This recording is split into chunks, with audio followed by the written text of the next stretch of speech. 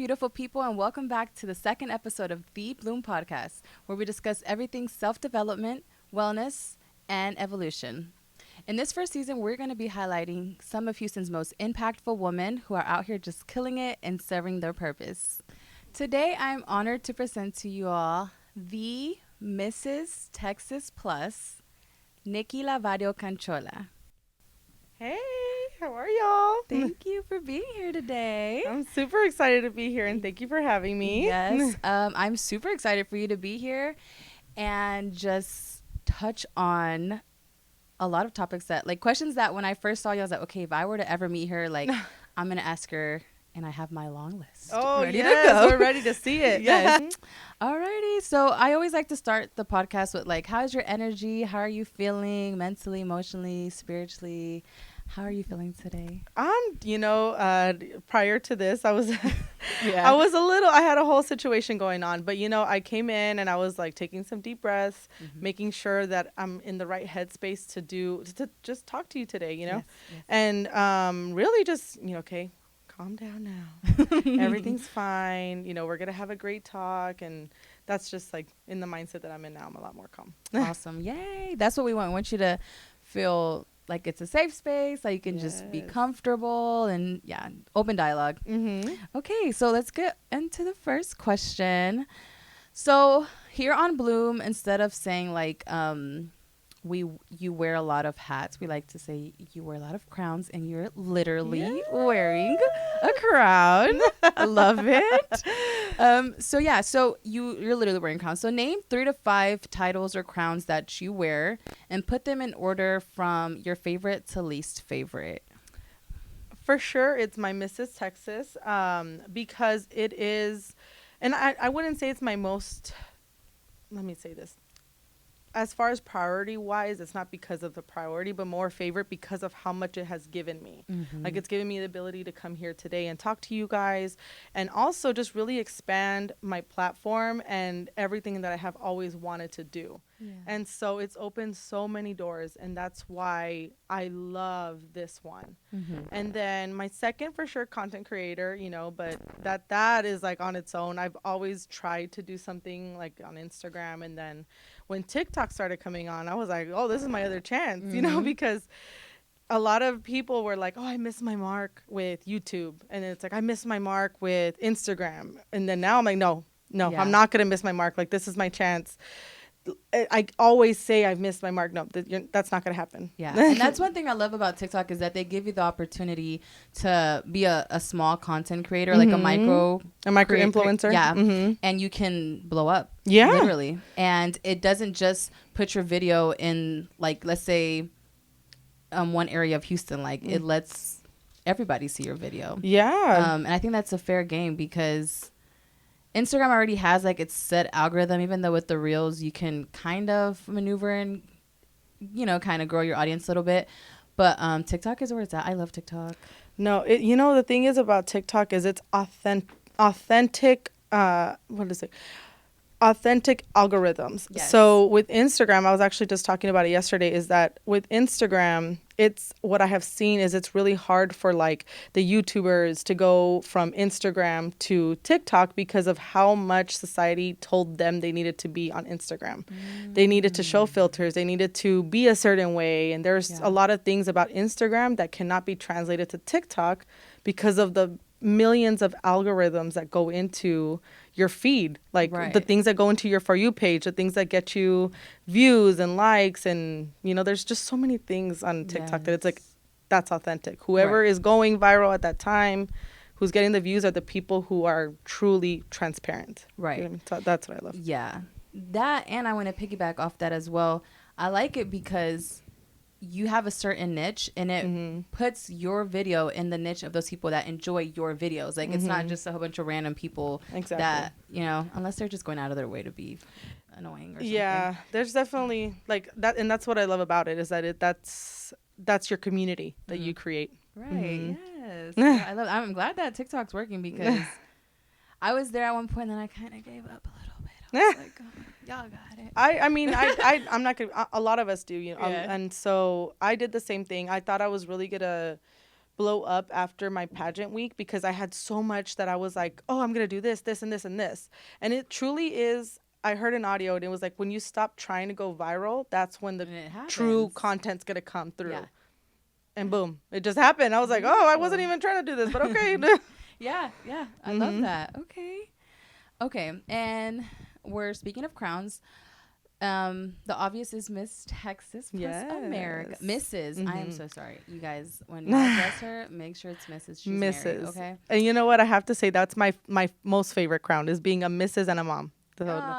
So because, you know, listen, no, and I have to say it because I know my husband's going to be like, you didn't say that. No, I'm super proud of being a wife and a mom. And, you know, it's hard nowadays when they're like, you know, like, no, you know, I don't let a man control me or whatever. It's like, it's not that. It's more just like I'm super proud to be in love with my best friend. And that's why I'm like, Mrs. Purr. Like, Lord, so let's talk about what it consists of holding this title. What all goes into being Mrs. Texas plus America? How did it get started? Like, how active are you in the community? Like, what all goes into this? Yeah, so I started my journey last year on, I think I submitted my application like September, so like a year ago. Okay. And it started because I was in a season or more a chapter of my life that was ending. Okay. And so I was in school for 10 years and then I completed my bachelor's degree in August of last year. And I graduated. I had just had my daughter. So I was a stay-at-home mom because of the pandemic. And I just, you know, I was like, okay, so I graduated. I'm a stay-at-home mom. I have nothing to do. And I had also just got married. Oh, wow. So I had nothing to plan. That I was literally just, I'm like, what am I doing with all this free time? Because I can't just be a stay-at-home mom. So I was like, well, okay, this chapter's ending. This, you know, this whole chapter of my life is now ending because for good reason, you know, like everything is aligned with with your life, and that's what happened. And so I was like, well, what am I going to do now? I've always wanted to be a pillar in my community. I've always wanted to do this, like what we're doing right now. Everything that I'm doing right now is what I've always wanted to do. And I was listening to my cousin because my cousin was Mrs. El Paso. Okay.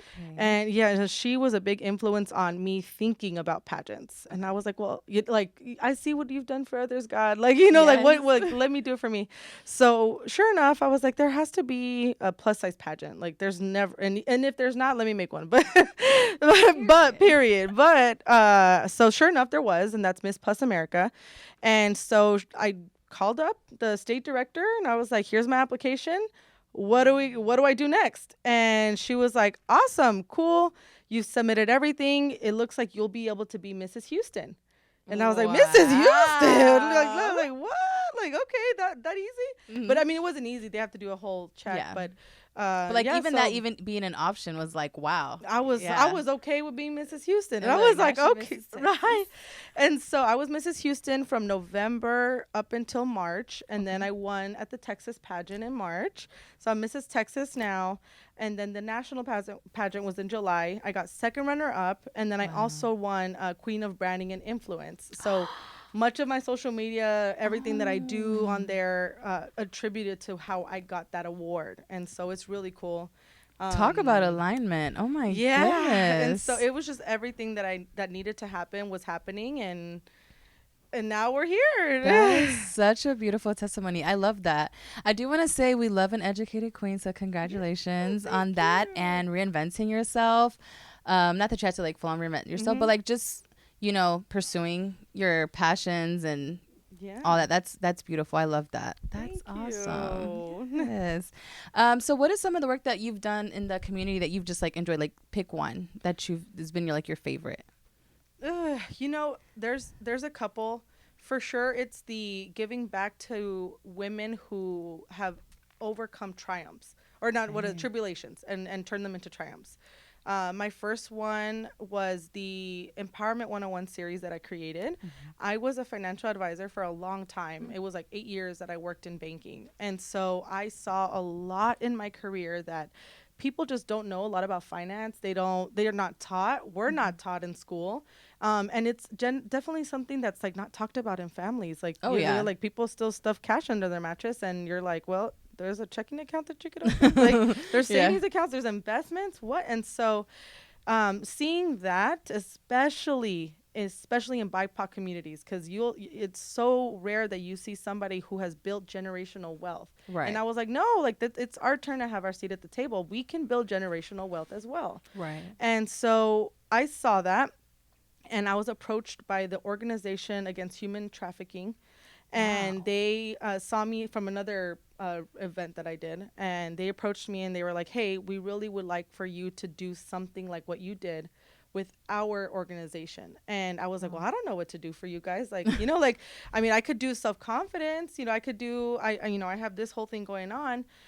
But they're like, well, you know, yeah, we're looking for empowerment sessions and stuff. So I was like, you know what? Let me do this financial 101 series, because for people who have gone through what they have gone through, there's so much that they have to relearn.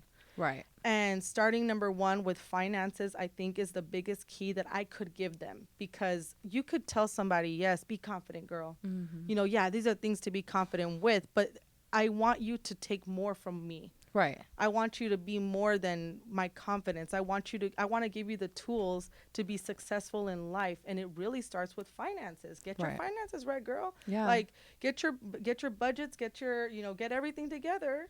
And then you'll start seeing that stuff just starts aligning. Yeah. And I was, Carrie actually mentioned in the episode before that, one of the aspects of life that's really important is finances, because that trickles down into like your mental and your spiritual and into everything else. And I thought that was really cool, because I had never thought of it that way. So I was like, okay, it's financial, it's a good start. well-being. Yeah. And like you said, like you never think about it. Like, imagine somebody, if they can't pay their rent or they can't pay their bills, what that does to somebody. Right. And then if they have kids, even more. So yes, it was something that I was like, I could teach you all about self-confidence, but I also have this whole other background that I think I can do. Wow. I can move mountains more with. Beautiful. So, I love that. That's my favorite one, because they took a lot from it and they still keep in contact with me. Yes. And it's like another side that or even something more that you had to offer besides just, what they expected. Mm-hmm. Yeah. Cause they were like, oh, you teach us confidence. I'm like, no, let me teach you some more. I got some more stuff to teach you. The last question on this topic, is what are some of the behind the scenes that we just don't get to see? Yeah. I'm nosy. I want to know. Yeah, sure. I guess it would be, it's one, like, on my way here. Yes. I'm like, did I eat today? And and I'm like, did I eat today? I don't think so. And my sister was the one that was like, you need to make sure you're eating, you need to make sure you're like, you need to be ready. But there's just times, and I don't promote this at all, but there's just times that, like, I gotta go. I'm always on the go. Yeah. And you have to be so organized with your time, because I'm somebody that I have ADHD. Okay. And if I let something spill through the cracks, my whole life is spilling through the cracks. If one thing just slips, because that's just how my mind works. Right. And so I have to know that about myself. Okay. And I have to be more proactive about it, because that's the only way that I'll get anywhere. Right. And the only way I'll be, organized. So that's one thing that that I'm always like, the behind the scenes, like the organization part of doing all this, because I don't live too close to the inner city. So if I'm gonna do stuff like this today, I'm like, okay, well, what am I got planned for the morning, so I can make my whole day out of it. And do you have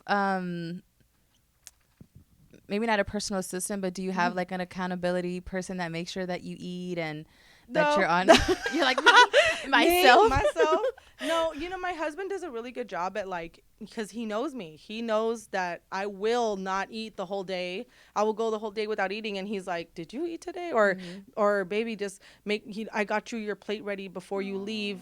Here, take it with you on the go. Oh, he gets me right, honey. Well, shout out to him. Oh, I know, that's my honey. My Fernando. Okay. Alrighty, so I wish I had a personal assistant. I should get it. Yeah, I'm like, have you ever thought about getting maybe starting them part-time, or even somebody? You'd be surprised. there's times where people would actually even like to shadow you and want to be a part of that experience and just intern with you. You might want to. Anybody want to do? No. I'm like, any of your there's audience want to be my that personal? Like, probably look up to you and they're like, okay, I want to see the behind the scenes. I want to help her with her bag. Like, there, you'd be surprised. Someone want to help you just hold your bags. Girl, who want to hold my bag? That's a heavy bag. That's a heavy bag. Any part-time interns want to? Right, and I'll give you a great review. Right. I'll buy you lunch. I'll buy you lunch every day. Come on. It's gonna be a good experience. Hey, that's an experience that they can be able to say, I've worked with. Yeah, so add to their resume. I interned with. You know. I might just take that up on. Yeah. Okay. So serving purpose. Let's talk about it. Okay, that's one of the things that I love talking about: fulfillment, serving purpose. And I definitely see you walking in your purpose. Why are you so passionate about this type of work? And what do you feel like what is the areas, I guess, which aspect do you feel like you're serving purpose in? It's definitely giving back to my community of plus size women. Because I know that we all have something in common. Something that I grew up as. I've always, and I'm 100% confident saying this, but I've always been a fat girl my whole life, and I'm not ashamed to say it. I've always been a little chubby. There's nothing wrong with it. And changing the narrative that fat means ugly or chubby means bad, you know, or and it means unhealthy. Or unhealthy because I'm over here. I didn't eat today, but I try to exercise as much as I can every day, and so that's what I'm trying to change the narrative of, and that's where I serve my purpose. Beautiful. And I just tried. I show up for women who don't understand that quite yet, or people, not just women but men too. Because it's also the people who are fat phobic that are like super annoyed that I'm this confident. And I'm like, well, babe, you're projecting. What's going on? Right. Like, what's going on? You need to be healing, please. Yes. Like, you need to talk to a professional at this point because, you know, you're projecting onto me and it's not cute. Not healthy. That's not healthy. I'm like, that's not healthy. But that's who I really serve. And it's just because my whole life I've had this confidence about myself, regardless of people telling me that I shouldn't. And that's just been, you know, I was like, you know what, let me give this to others. Let me show them, let me not show them the way, but let me show them at least a little bit about me that was allowed to be this way. So beautiful. I love that. And now you're speaking on plus size women. I have a question. Yeah. Okay. Come on, girl. So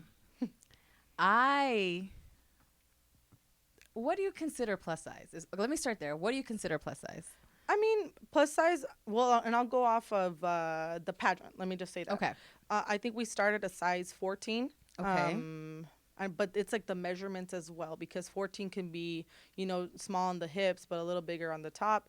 So it goes by measurement. But even myself, I think I would start a plus size at size 16 maybe. Okay. Because 14 is still a little mid-size. You know, okay. and the thing is, like, I get a lot of comments that they're like, well, I'm not plus size. I'm like, it doesn't matter if you're plus size. Like, it's not bad to be plus size. Like, if you want to call yourself plus size, you know, like, okay. So I'm mid-size. And so, yeah, I would say you're mid-size. Okay. And I don't want to take away from that either, because I can see, like, a plus size girl being like, you're not plus size. I was like, okay, well, what am I? Because I'm not small. But, you know, that's why you would resonate more with the mid-size community, because that is what they have to deal with. Like, with, you know, I got this comment today too. It's like, well, I'm a mid-sized girl and I'm always too fat for the skinny girls and I'm too skinny for the fat girls. So what am I? Mid-size. And own it, girl. Come on. Because okay. I take that. You're mid-size. I didn't even know that was like a category. Okay. Mid-size. And then like y'all have your own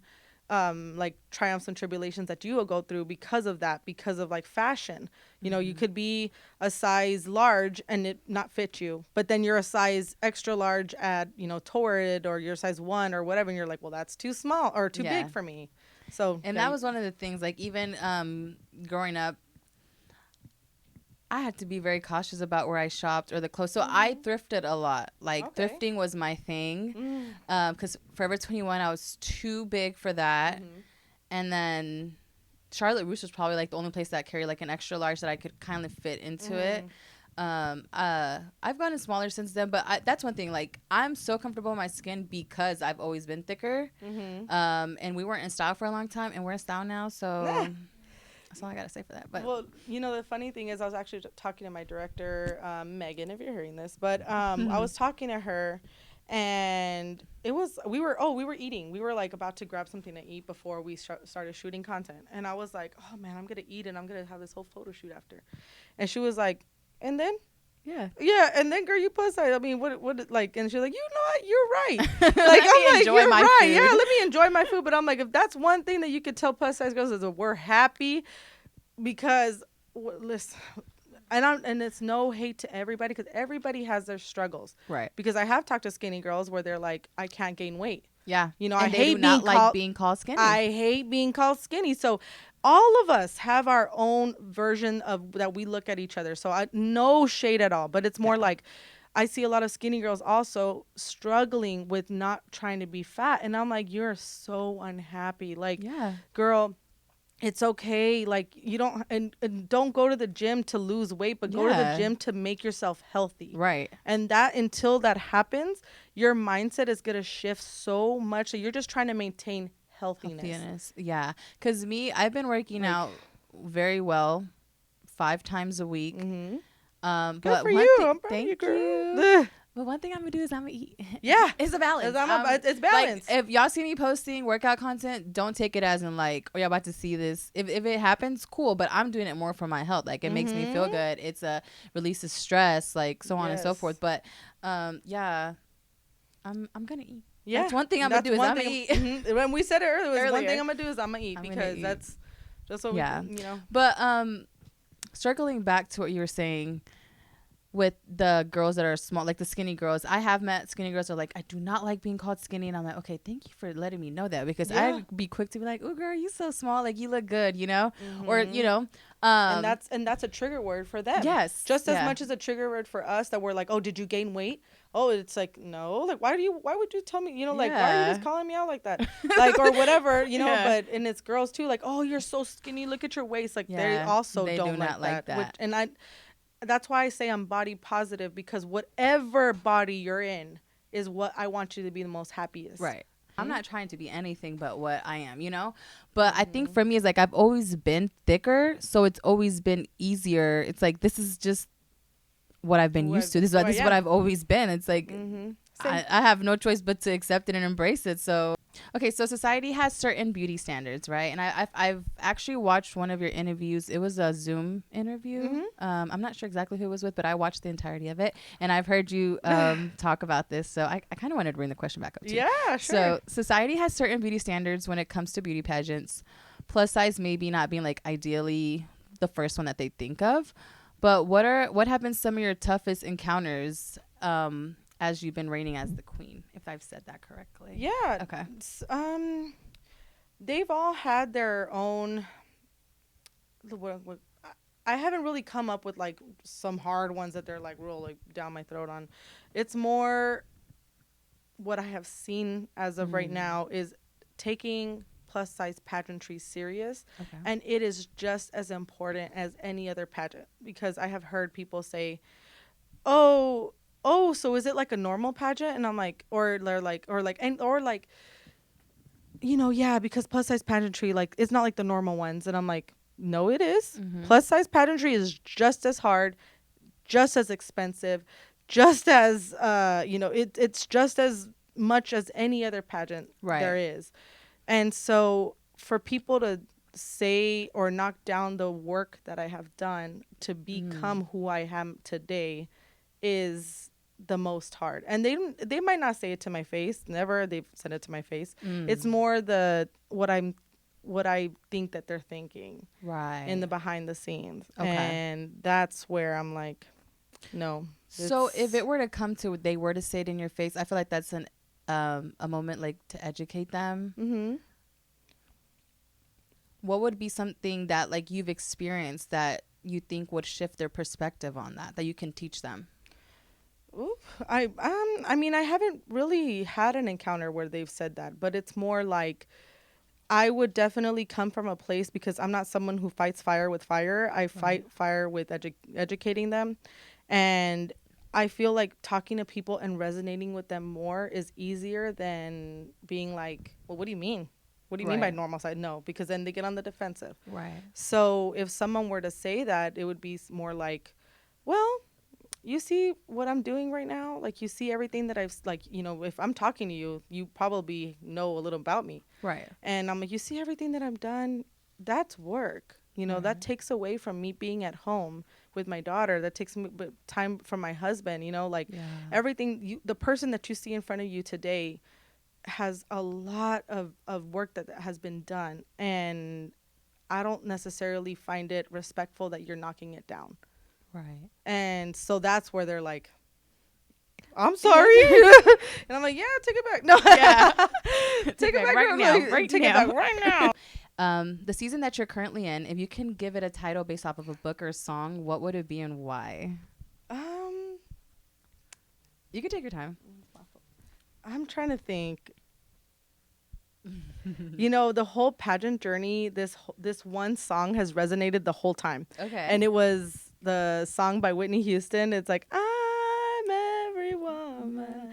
It's all in me. Like that's me. And I'm like, because that whole song just makes you feel good about yourself. And the whole time, like any photo shoot that I go to or anything, I always listen to that song on my way or at the time, because it's like, it just makes you like, yeah, I am every woman, and it's all in me. Yes. And it's definitely up to me to make myself happy. And to try to give that to others. So Love yeah. that. Okay, so that's like the song of this season. The song of the season. Beautiful. Love that.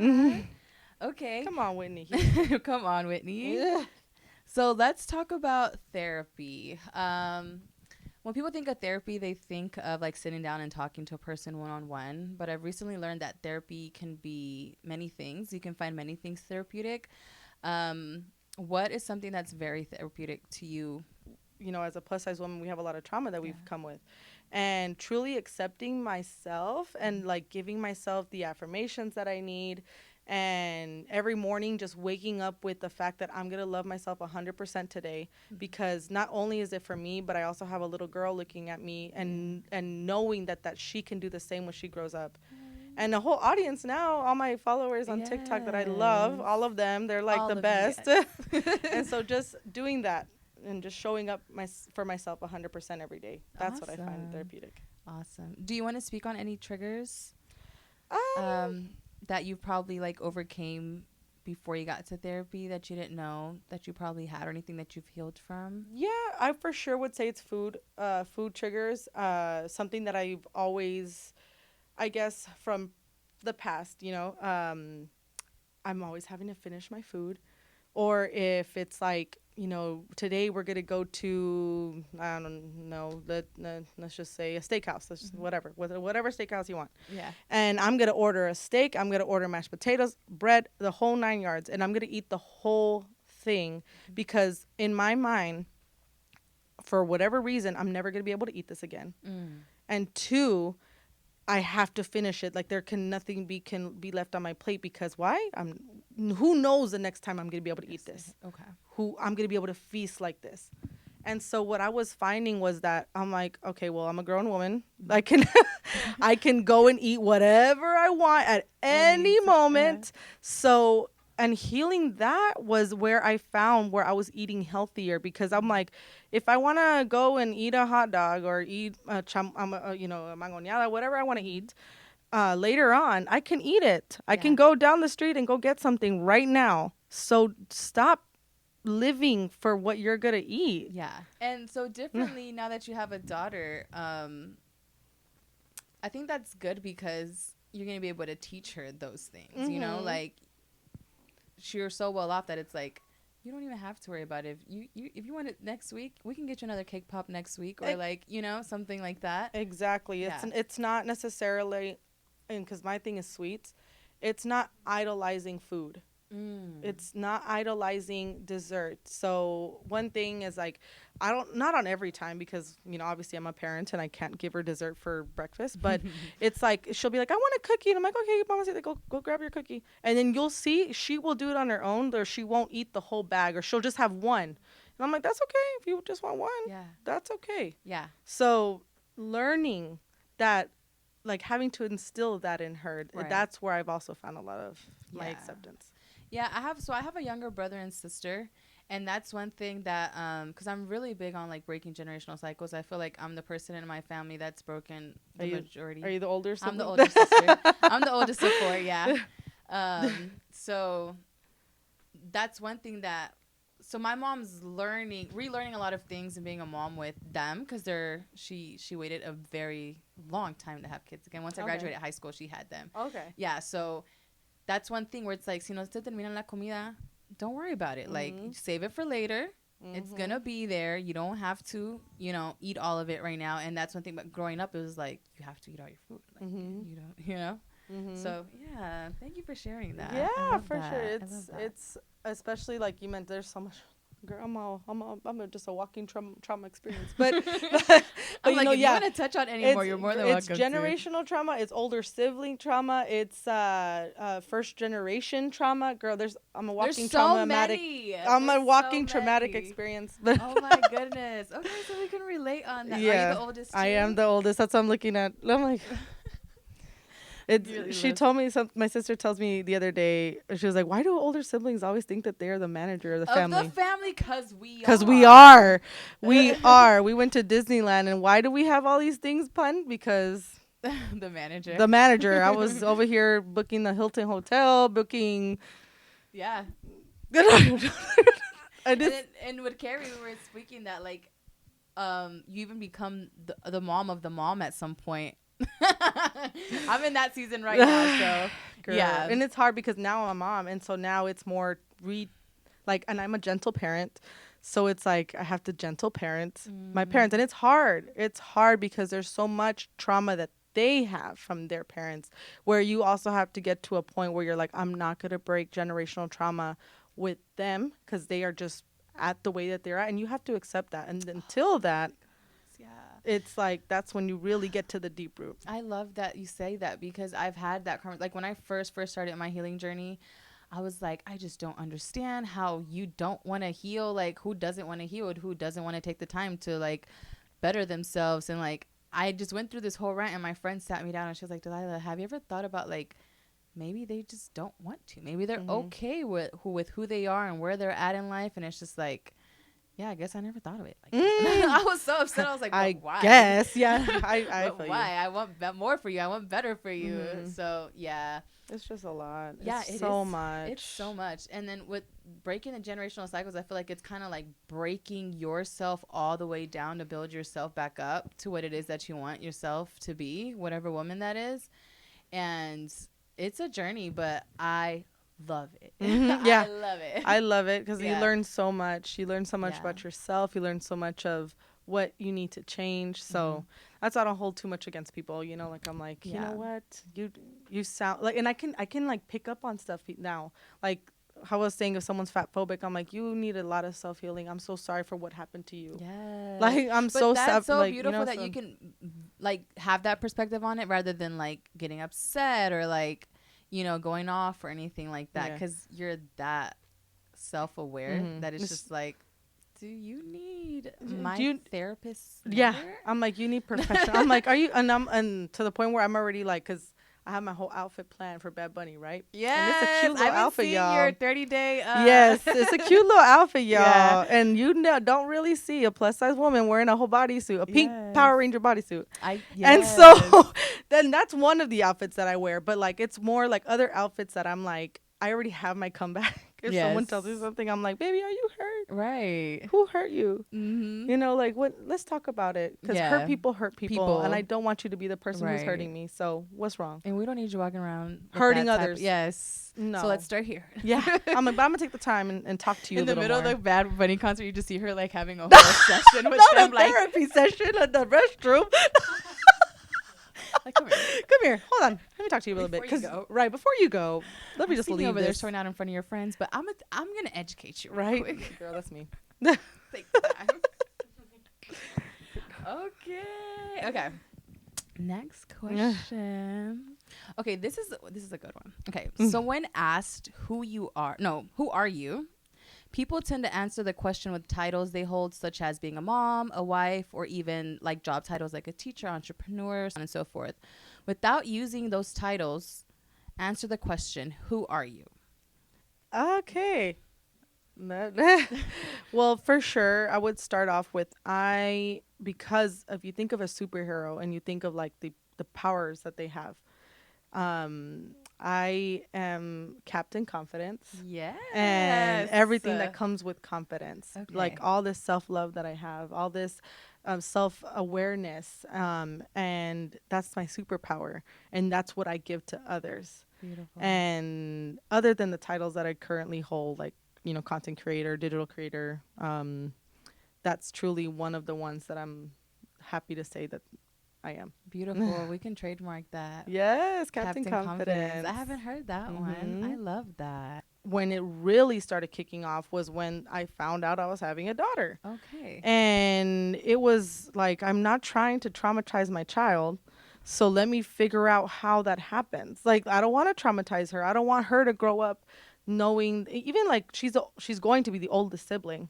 So not even giving her the traits of an older sibling. Like, no, she's going to be naturally one. However, she does not have to take on the motherly role with her siblings. Like, no, she's going to have her own way of life separate from her brother or sister, whoever comes along next, and the eating journey. Yes. The only way that I could truly teach her was making sure that I was healed on my own. Beautiful. And that's just where it comes from. I love that. I've had people tell me, because I'm like, oh, like, I'm just in certain seasons of life, I'm just like, I'm just not ready for kids. And I've had people tell me, like, you're never gonna be fully ready for kids. Or I'll say, like, I need to be fully healed before I have my children, because I don't want them to go through the same traumas. It's like, you're never gonna be fully healed. So it's like little stuff that I'm learning. But I love that you said that, because it's like you just having your daughter that did that shift. And it's like, okay, there's no perfect timing. No, but it's gonna happen when it needs to happen. It's never perfect timing. I mean, it's never a part of your plan. It's only whoever your higher power is.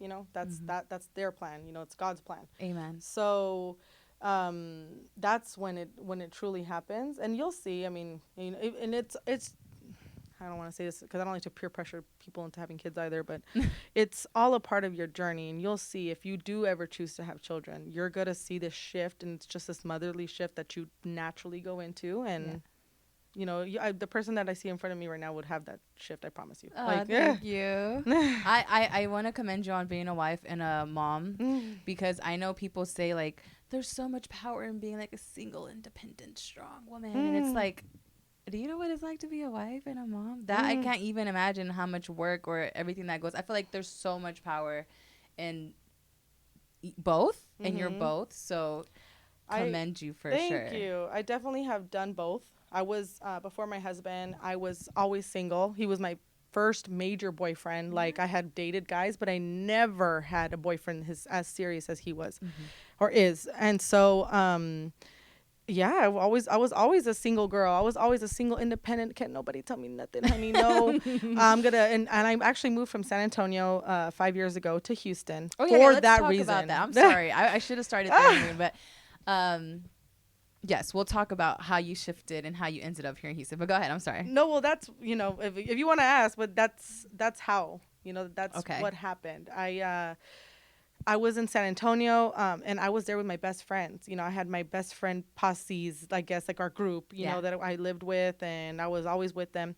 And they were getting married. They got, all my other friends were in a relationship, and I was like, well, I'm single Pringle. I have nobody who's single with me.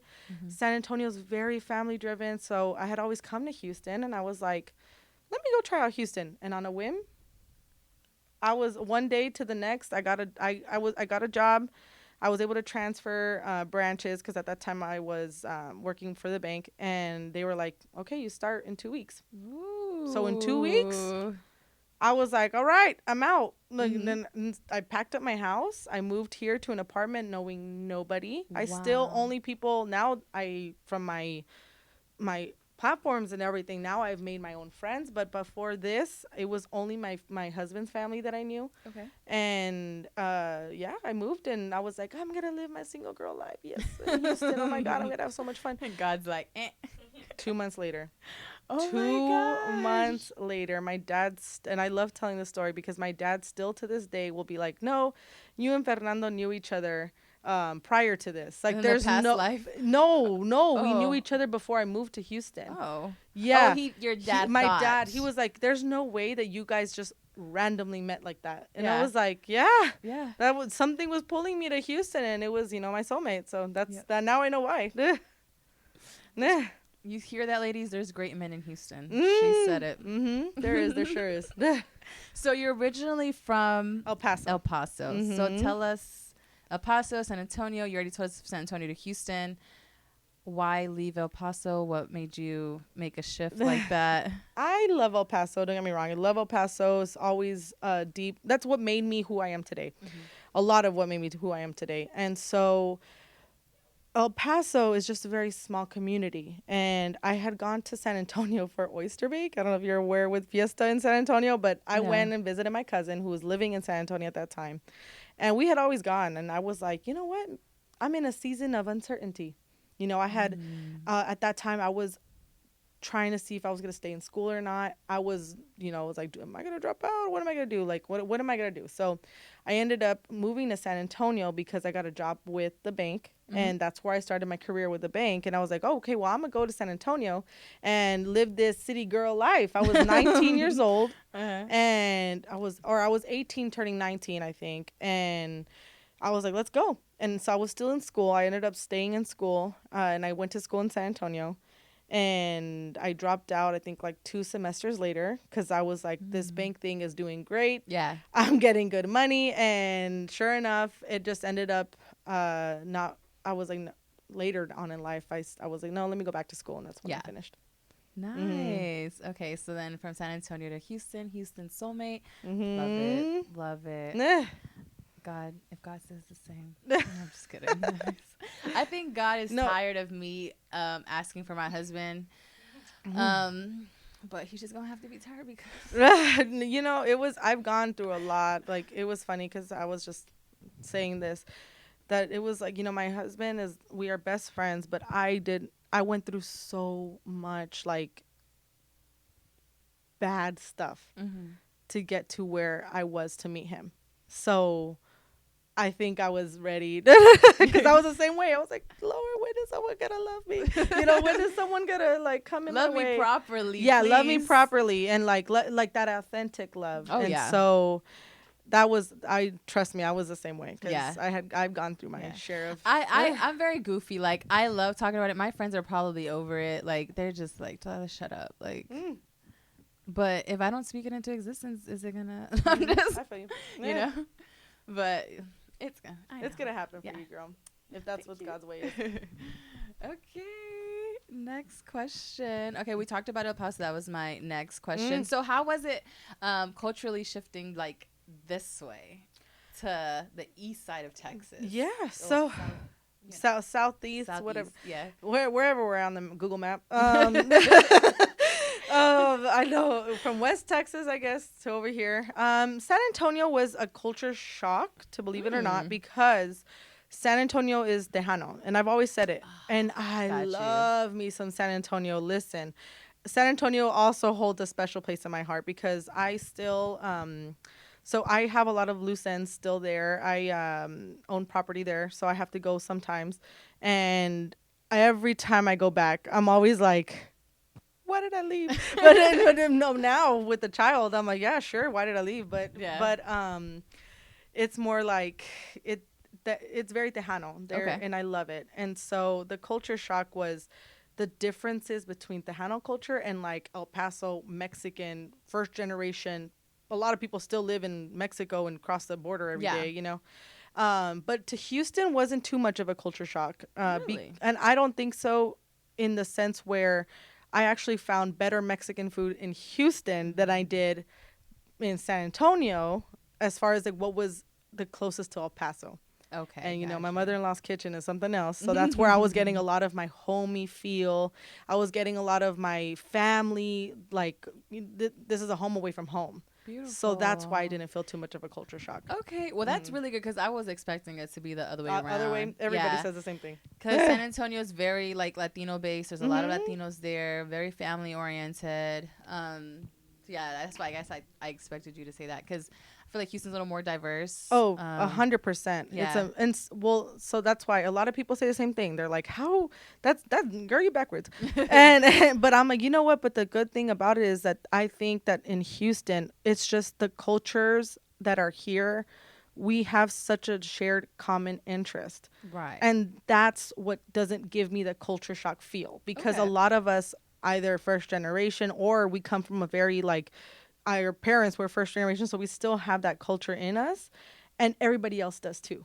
Right. And they still I'm not gonna say they still experience all the generational things that are happening. So we share that bond together. Right. Yeah. Which I love. Yeah. So where we're at right now is where I was raised. Okay. In A-Leaf. I don't know if you're familiar with it. Only Chinatown, Okay, girl. Chinatown. That's where I get my good food. So A-Leaf is very diverse. Okay. So when you said that you liked it because it was still first gen, but in multiple cultures, I never, I guess, worded it like I've never heard it worded like that. But here we have Asians, we have Africans, we have African Americans, we have Middle Easterns, Latinos, we have everything, and I didn't even think of it. It's like, yeah, we were all first gen. Well, the majority of us were all first gen. It was very diverse. So I was exposed to diversity in a lot of different cultures. So coming from El Paso, though, the one thing you can resonate is the fact that we're all first gen still, right? Yeah, That's we still share those common like never thought of it yeah, like girl, that. because it's like any person can think about, like, it's funny. My parents, I didn't have to experience this too much with them, but with my family, like, it's like did you always have to be the one to fill out the paperwork for your mom? Of course. And it's one thing that I can say, like, doing my FAFSA when I was in school going to my mom never she was like, you do it, and I'm like, I don't know your social security number. Right. Like, No, I know. and I'm like, I'm gonna sign your name, like, Oh yeah, sign it. sign it. And yeah. Or like whenever you were going to school to get registered, I was filling out my own paperwork from the first, second grade. Exactly. Yeah. And that's a lot for the same, and it's for other cultures where they're like, I don't know how you do it. You went to school to learn English, andale. Like, exactly. or do what you fill out your paperwork, and it's like, and then little now third I'm grader still doing filling out all my mom, other brothers. the and mom sisters, manager of the family. Yeah. Oh, now it's even better for her because she's like, they're gonna send you the link. Not the link. Like I don't have to be all the way out there because I'm like, no estoy ahí. No se preocupe. They're gonna send you the link. Oh my god. Okay, Thank you for making it convenient for me. Send me the link. Yeah, oh my goodness. It's a shared interest. You've already had all these. All of us, didn't you? You didn't learn a thing or two. No, but that's a shared interest right there with a lot of other people. Yeah. I thank you for that because I did not even think of it. Like, yeah, I was raised in all this diversity, but I never thought of it like we're all still first gen no matter what race. Like, yeah. Okay. So I see that you attended the Spoil Latina event this year. Tell us about it. It was girl, the whole time it was a lot of fun. Shout out to Yvonne. She just makes the best amazing. Events. Like I went to her Brunch and Boards event back in January At Lost and Found? Yes. Yeah, we did our vision board. We got everything together, and she just puts a lot of herself into the event, and that's what I like. She whatever her vision is, she executes. Yeah. And even if for whatever reason she were to say no, like things happen. No, I didn't see it. I saw perfection is what I saw. Beautiful. And it was a lot of Latinas coming together, and not just Latinas. I saw other people too, coming together and just really elevating each other. And I've met a lot of people from going to her events with the same mindset. Yes. All of us just want to see each other thriving. And like one of the girls, Liz, if she listens to this podcast, she's my favorite because she's also another plus size creator, and she is a trainer. You don't see a lot of those. Yeah. You know, you don't see it. And so she Breaking is berries. thriving on it. And I love that for her. Yes. And she's just amazing. And so I met her through Spoil Latina. So I met a lot of people through it. Dope. I love that. Yeah. I went to her event last year. It was my first time experiencing it. My sorority sister took me, and she's like, I think this is like totally up your alley. And that's actually how I met Carrie. She was a panelist on her last year for her event. Nice. This year I didn't get to go. I don't know what I was doing. I don't think I was in town, honestly. But I love everything that she's doing. She's doing some amazing things. And I feel like she's been doing it for some while now. She has. Yeah, I just knew of her since last year. So she was one of the first. So when I moved to Houston, like you mentioned, and Instagram has always been my search engine. Yeah. And so when I started looking up like things to do in Houston, she would come up a lot. And I was like, who is this girl? And this was almost 5 years ago. Wow. And so since then, when she started her first ones, I was like, oh my God, I have to go. For whatever reason, I wasn't able to go at that time. But yeah, she's definitely been. And when I met her, I was like, I'm fangirling over you right now because I've always wanted to meet you. You were one of the first people that I even knew about of what Houston was and like putting Houston on the map and just doing stuff. Oh yeah, so she's killing it for real. Yeah, I love everything that she does. Like I'm always like, I'm fangirling over you, girl. Well, I know this year now it's a summit, right? It's Latina Summit. So congrats to her for that. That's beautiful. That's huge. major. It's huge. And like, you know, you go to some, like I've been to some events where you can tell the poorly managed, and not saying like anything like recently, it's more like prior that I was like, you could see where they kind of skipped out on money or they skipped out on this to do this or whatever. I have that eye. No. Oh no, her event was, I was like, oh, she is this the Latina Essence Festival? Right, whole Latina Essence Festival. Come on now, like I was like that, and she might be onto something. But girl, you better. Where you going with this? Right, where you going with this, girl? I want to be. Look, I'm down for the ride to support. Right, I know. I love it. I love everything she does. She's awesome. Yes, so I will be there next year.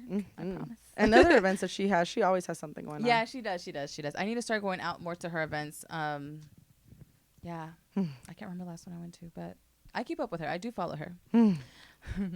Okay, so one of my goals on this podcast is to bring awareness to self-development and wellness. In your journey, let us go. Okay, so let's go down the list: mentally, emotionally, financially, physically, social, and spiritually. What areas do you feel like are your main focus, and which ones do you feel like you can improve in? Just like the aspects of wellness.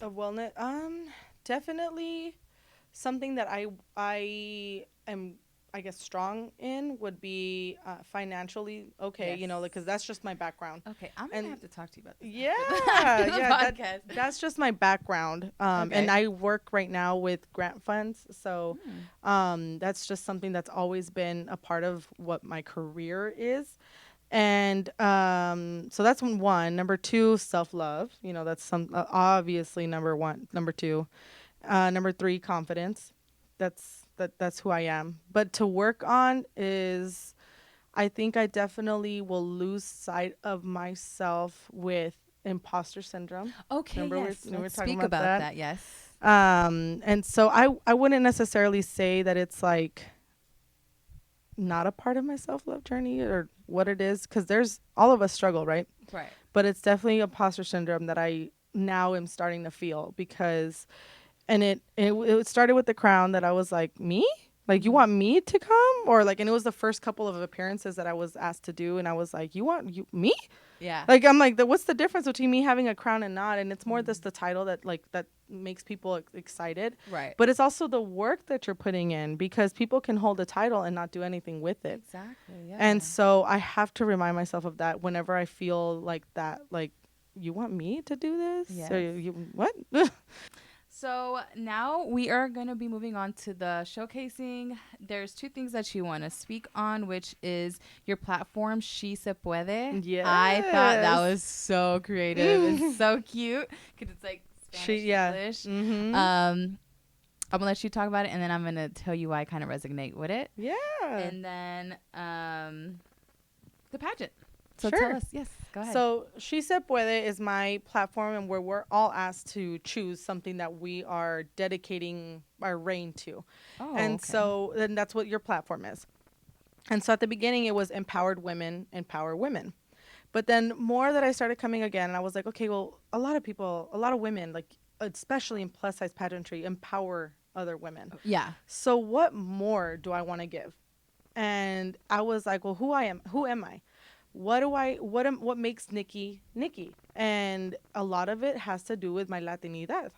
And I love that about myself because I get to resonate with so many more people, not only Latinas, but like everybody else, like I just mentioned, where we share a common interest. Right. And so She Se Puede was a play on words where I am Mexican American first generation. And that's where it's like, okay, I'm both, I do come from a very heavy Mexican background, but I also did grow up in the States. Yeah. And it's always been something, a part of if any immigrant's parent, any person with immigrant parents can tell you, when they came to the States, they're like hardworking. You got to make something of yourself. You always have to do better than we did. And we came to this country for you to succeed. So you better make something of yourself because I did not work this hard and did not cross that border for you not to do it. Right. And so my dad and my mom and the rest of my family has always like, "Sí se puede, mija," like you can. And it's a lot of the Latino culture, like "Sí se puede, échale ganas," one step at a time kind of mentality. And that's what I think about when I think of everything that I'm doing now. And so a lot of people don't do what they want to do because they are their own biggest hurdle. Right. And so they won't go for that new job. They won't go and ask for that promotion. They won't go and start that business that they've always wanted to because they are the biggest hurdle, and they'll say, well, what if I fail? Right. Oh, but my darling, what if you don't? Yeah. And how long has it, like, when did this pageant start? 20 years ago. We Wow. just celebrated our 20th anniversary. And like they're like, what? 20 Yeah, I'm like, years? why what took so long for us to like bring the awareness of it, or for us to know about it? Or And it's really a lot of like the self-growth that a lot of people are doing. Like you mentioned, a lot of people are coming to realize that plus size women are beautiful, like we're in trend or whatever. Yeah. But now it's more like accepting. Okay. And so, regardless if we were 20 years back, I'm already like seeing so much inspiration and stuff coming from this season of what Miss Plus America is in. And so I'm super excited to see how it's going to be next year. Like, oh my God. So like, can we go see, where would we go watch it or see it? Yeah. So, it's in Houston, Texas. Our director, Dr. Meg, she's here, and that's why the pageant is here. Okay. And before it was like in other places, wherever the owner was. But that's part of the reason why I started, because I was like, well, I mean, what do I have to lose? Right. What do I have to lose? It's here in Houston. I'm not going anywhere. It doesn't take me much which bite my tongue now because it has taken me a lot. But that's the reason I started. And so that's why I want to do a little more like, campaigning for it, because not a lot of people knew that it was in Houston. They were like, oh, well, can I watch it live? I'm like, yeah, you can, but you also can go buy tickets. Like it's at the Galleria. They were like, oh, it's at the Galleria, the Omni at the Galleria. Okay. And they were like, what? Like, I didn't even know it was here. And I was like, yeah, girl, come on. Okay, I want to go. Right. You're going to be in Fashion Week. Tell us more about that. That's exciting. Yes. So I'm going to be in New York Fashion Week. I'm going to model for Queen's Closet in September. I'm so excited. I'm living out my whole, like, I can't believe, like, I'm telling you, if you would have told me that everything I'm doing today, like, when I was a little girl, I would have been like, what? Aww. What do you mean? Like, that's a possibility? Like, you got to do that kind of thing? And so I am so honored that I was asked to do it. And that's it's going to be my life in less than a month. And so I'm so proud of you. I'm proud of you. That's you. Amazing. Oh my goodness. First off, I just want to thank you for coming. Oh, and for being thank you for here. having me. So one of the things that we like to do here on the show, Nuni, is that we like to give our guests their flowers. Oh, you guys are the best. Thank you so much. So you This get is to beautiful. take this with you. It's like literally giving you your flowers. Oh my gosh, So these are deserving. gorgeous. Yes. Oh, So that's like thank a way of you. us saying thank you for oh coming my on. gosh, these are so beautiful. Thank you so You're much. You thought of welcome. everything, Yes, girl. Yes. Oh my God, you guys are amazing. Thank you. And then we're gonna close off with a segment that I like to called "Leave a Message After the Beep." So the guest before you was Miss Carrie. You seen her when you were coming in. So she left you a message. Oh, okay. And you're gonna get to hear it. I'm gonna read you what. Well, actually, I'm gonna let you listen to it. It's on a voice memo. Trust the process, be patient, and know that every single thing is working out the way that it should. It's working out greater than you think it should. Because a lot of times we have this idea of what we want, when we want it, how it's supposed to look. And when we think about life, when does anything ever happen on our time? Everything happens when it's supposed to. And most times it happens greater than we can ever imagine. Amen to that. Wow. Yes. That's amazing. So that's the advice that she left you. So take it, resonate, how That is beautiful. Yes. Alrighty, so with that, we're gonna close. So once again, thank you so much for coming on and sharing everything that you're doing with everything that you're doing and sharing it with us. I see so much purpose in you and how you're pouring into everyone around you and online. And I personally want to thank you for that because I'm one of those people. And hopefully I get to come to some of your events and we get to, Yeah, we'll hang out another time for sure. Alrighty, Nikki. So let us know where we can find you, what's to come, and what do you have going? Yeah, so you can find me on Instagram, Nikki Lou with 4 U's at the end. So NIKKIL and then 4 U's. And also on TikTok, which is my biggest platform and the one I'm most active on, which is the same thing, Nikki Lou 1. Perfect. Alrighty, my beautiful people. So that wraps up the second episode of The Bloom Podcast. And I want to thank Nikki for coming on today. See you on the next episode.